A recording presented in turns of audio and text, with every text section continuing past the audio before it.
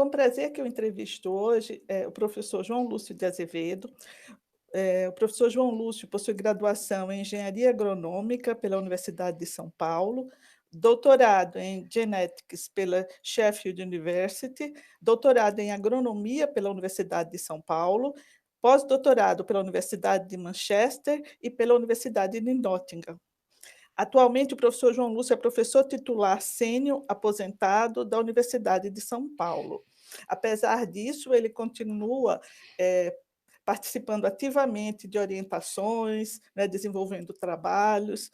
O professor João Lúcio também é membro do corpo editorial de diferentes periódicos, tanto nacionais quanto internacionais. Já foi presidente também da Sociedade Brasileira de Genética. Professor João Lúcio, como o senhor se vê hoje como estudioso de fungos? Que tipo de micologista o senhor é? Eu sou geneticista de micro-organismos e de fungos também, certo? De modo que a minha especialidade é a genética de fungos e também um pouco de bactéria, evidentemente, certo? É genética de micro-organismo como um todo. Mais ou menos essa é a função minha atual. O que o senhor considera assim, marcante da sua experiência no exterior? Olha, no exterior eu acho que é importante porque o professor Brigger, que foi meu orientador e co-orientador junto com o meu doutorado, ele sempre visou fazer uma parte que não existia no Brasil praticamente. Era muito pouco difundido no Brasil, que era a genética de micro-organismos. E ele escolheu, então, a genética de fungos como um ponto importante de ser estudado na Inglaterra. E o professor Roper veio ao Brasil e me conheceu, deu um curso de genética de fungos aqui no Exalc, na Escola Superior de Agricultura de Queiroz, da Universidade de São Paulo, e dos alunos que fizeram esse curso, ele escolheu 2 para passar um tempo na Universidade de Sheffield, e foi aí que eu comecei, então, a trabalhar com um ciclo parassexual em Aspergillus nidulus e também em Aspergillus niger, que na época era muito usado para a produção, ainda é usado na produção de ácido cítrico. Quem foram os seus mentores, professor? Foi o professor Roper, principalmente, viu? Teve também um pessoal que já estava há algum tempo lá, principalmente o professor Christopher Ball, mas o trabalho foi feito com um ciclo parassexual, que é alguma coisa que faz a recombinação de 2 linhagens ou mais 2 linhagens. E o Roper, com meu PhD, nós fizemos estudos de elementos transponíveis em Aspergillus nidulus, e foi publicado até numa revista inglesa chamada Genetical Research Cambridge. Então, esse foi o trabalho que eu fiz lá.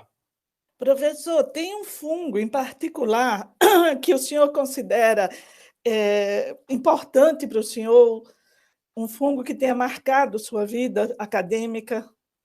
Eu comecei trabalhando com um professor que hoje é falecido já, Renato Bonatelli Júnior, com a genética de Aspergillus. E um trabalho importante foi um recombinante que nós obtivemos de uma usina produtora de ácido cítrico, que ficava perto de Ribeirão Preto, usina Malha, e nós aumentamos a produção de ácido cítrico em 16%, que era uma grande quantidade, porque o Brasil exporta ácido cítrico para várias cidades e vários países da América Latina, de modo que melhorou bem a produção de ácido cítrico com esses aspergillus, que foi um trabalho feito de melhoramento genético de um fungo que era usado simplesmente como um produtor de ácido cítrico, mas era muito mais importante que ácido cítrico de planta cítrica mesmo.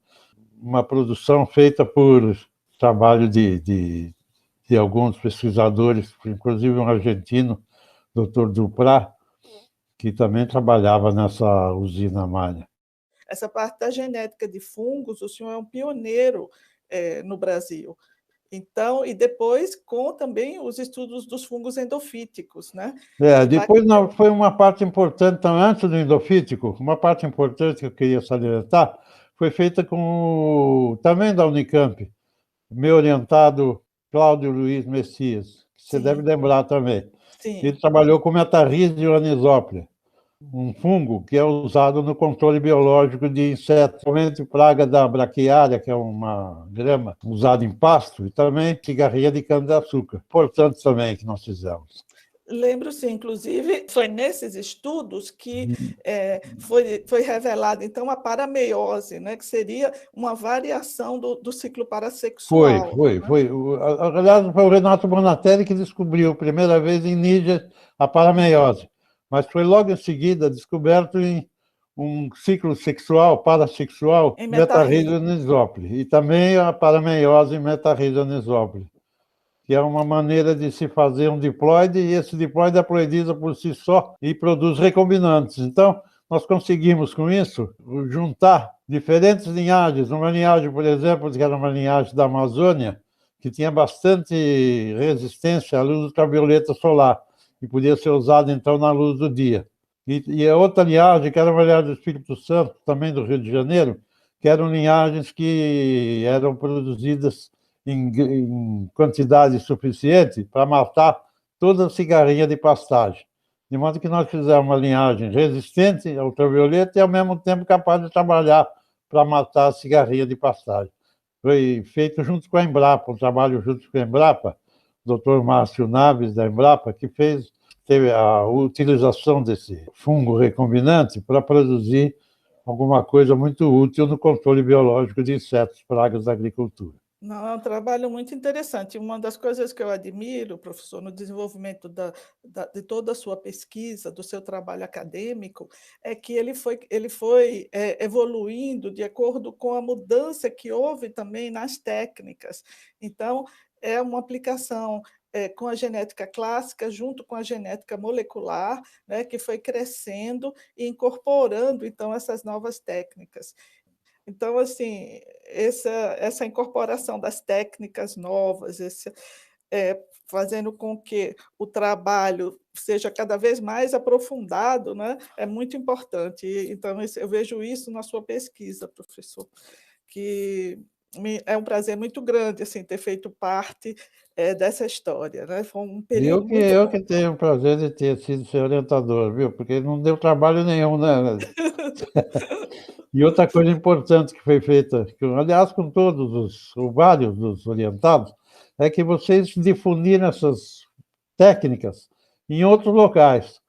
Não, eu lembro muito bem. Ainda quando eu era estudante, o senhor já tinha um mapa do Brasil com orientados, ex-orientados, né, pelo Brasil inteiro. Então, agora, muito mais, deve estar em todos os cantos do Brasil, tem alguém que passou pelas suas mãos. Né? Então, Mas assim. sabe o que é? É que faz 50 anos que eu oriento pós-graduação. E pode parecer, são 200 pós-graduados no total. Não 200 pessoas, porque alguns, como você, fizeram mestrado e doutorado, é a mesma pessoa, mas são 200 teses de mestrado e doutorado.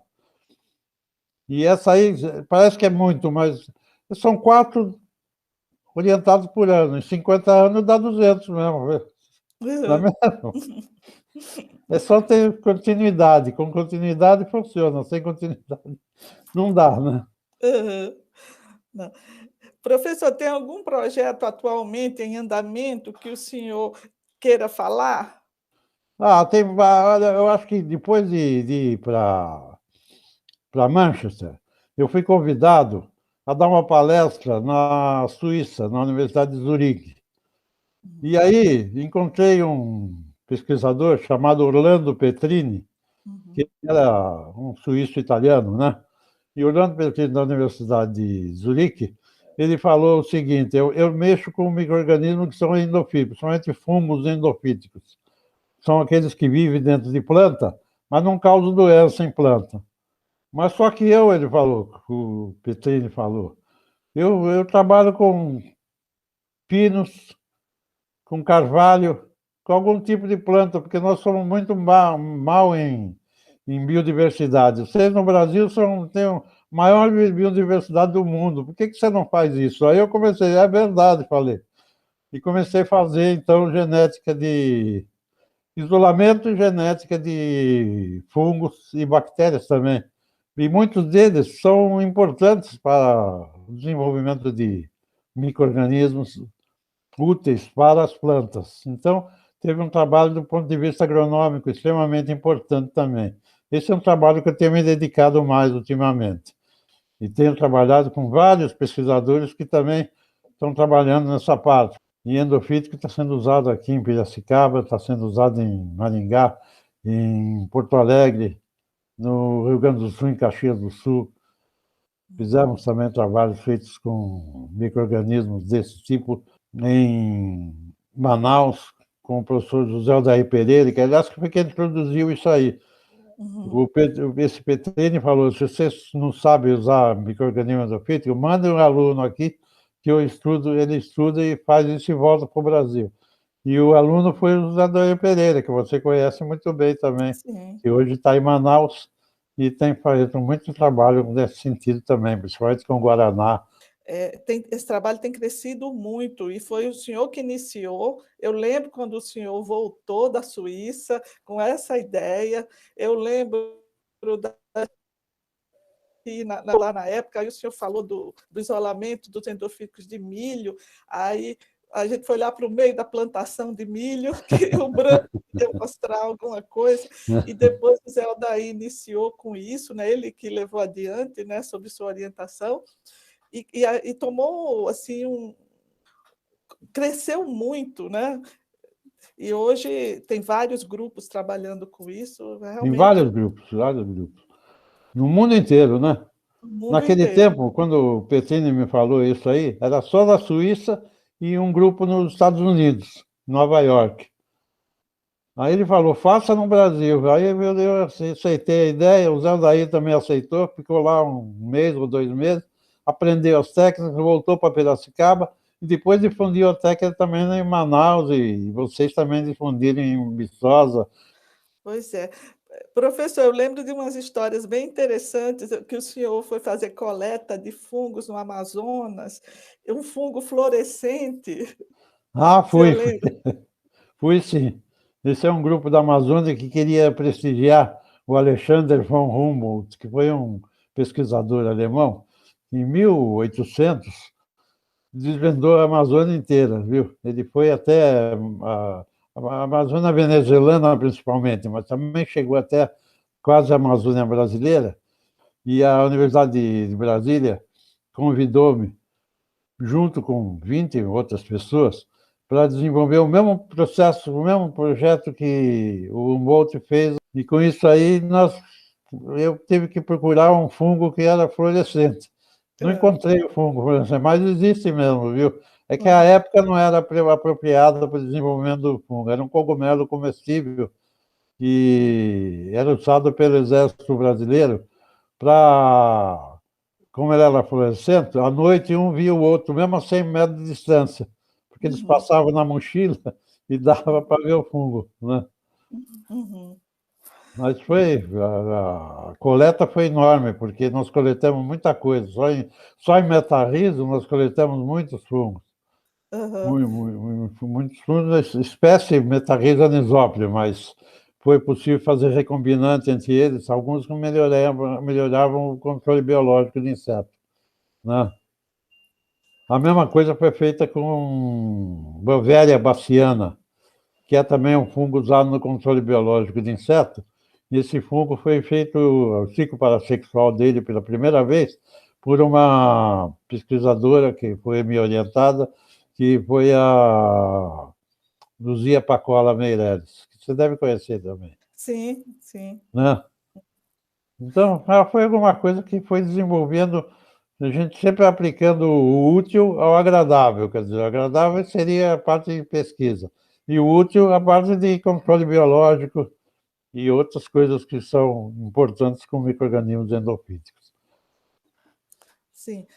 O que que o senhor enxerga hoje como desafios assim e oportunidades, né, na micologia ou num campo em particular de pesquisa? Uma coisa importante que é desenvolver a genética como um todo, claro, mas a de micro-organismos principalmente, porque uma recombinação que acontece em 20 minutos numa bactéria, leva 20 anos para fazer na espécie humana, né? Quer dizer, então, como a genética trabalha a transmissão de características de pais para filhos, com uma bactéria ou um fungo, a gente em 20 minutos até 1 hora a gente já consegue uma recombinação.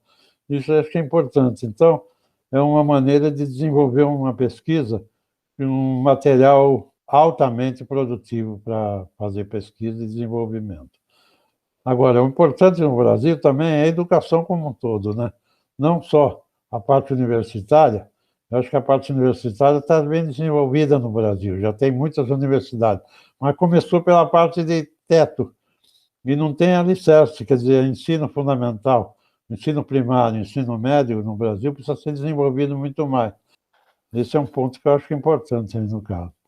E principalmente a gente se vê que em genética de fungo, muitos fungos são úteis e eles são tratados muitas vezes pelo público leigo em geral como patogênicos, maldosos. Não são, não, são bons. Uhum. A maioria do fungo é produtor de antibiótico, é controlador de inseto, é produtor de substâncias que substituem agrotóxicos no melhoramento genético. E, então, tem uma série de coisas que a gente podia desenvolver muito mais, como, por exemplo, o mecanismo endofítico, controle biológico, produção de antimicrobianos de origem vegetal, de origem microbiana, de modo que tem muita coisa que você pode fazer no Brasil com vantagem para o país, não só vantagem para a pesquisa como um todo fundamental, trabalhos publicados, etc. De modo que eu acho que esse é um ponto importante que tem que ser desenvolvido aí no Brasil.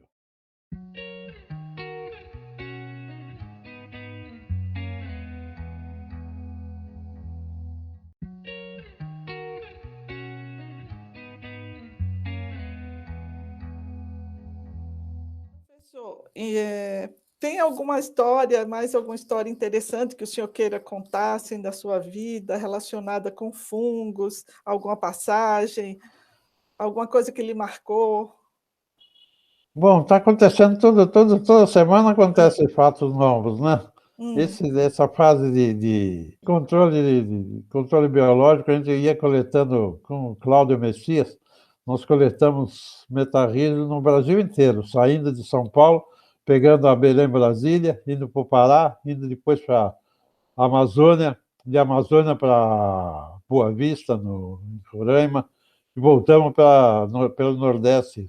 Uma vez já era noite, coletando material, cada vez que tinha cana-de-açúcar, tinha pastagem, a gente coletava solo e coletava material para ver se tinha algum metarrídeo diferente. E apareceu um lobo-guará, e eu fugia de um lado para pegar o carro que estava no acostamento, e o lobo fugia do outro lado, viu? Porque o lobo não faz nada, viu?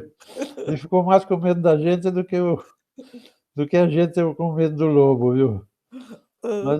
Mas isso acontece, que a areia caranguejeira também, tem toda hora, né? Na Índia aparece cobra naja, aparece macaco que rouba coisa da gente, né? Então tem de tudo, né? O senhor viajou o mundo todo, né, professor, participando de eventos científicos, congressos, dando palestra. E aquele tempo era fácil de ir, porque teve sempre uma coisa que é importante também a visualizar. Era muita facilidade de se conseguir viagem para o exterior. Aqui em São Paulo, devido à FAPER, a Fundação de Amparo à Pesquisa do Estado de São Paulo, que resolveu muito o nosso problema. Mas também o CNPq e a CAPES, que davam esse problema, a FINEP também. Então havia muito mais possibilidade de ir para o exterior. Hoje está ficando difícil. Mas sempre é bom, porque sempre se conhece gente importante e sempre se pega novas ideias. Foi isso que aconteceu com endofítica, foi isso que aconteceu com controle biológico, foi isso que aconteceu com indo para a Inglaterra com o professor Hope e assim por diante, né? O que é que o senhor poderia deixar, assim, como mensagem para os novos micologistas?